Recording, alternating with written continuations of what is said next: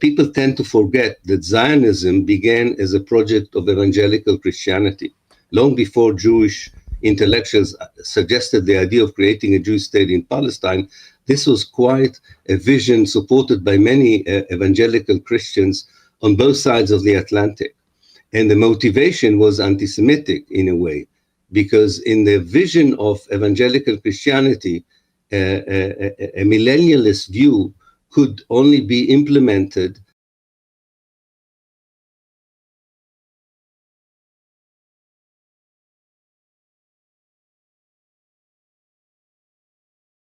a millennialist view could only be implemented if the Jews would return to Palestine. It had to be, or the Holy Land, as they would have called it.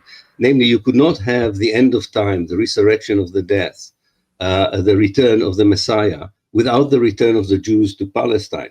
But it created a good pretext to encourage the idea that the Jews should not live either in the United States or in Europe. They should go to Palestine. So it was a kind, I used to call it the double bill for anti-Semites, because they get rid of the Jews and, so to speak, they get back the only Jew they want, which is Jesus Christ.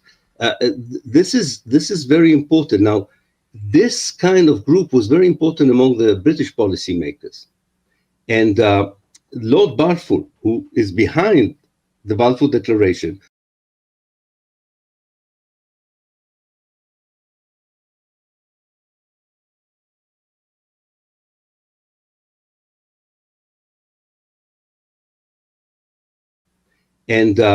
Lord Balfour, who is behind the Balfour Declaration, was a very known anti-Semite.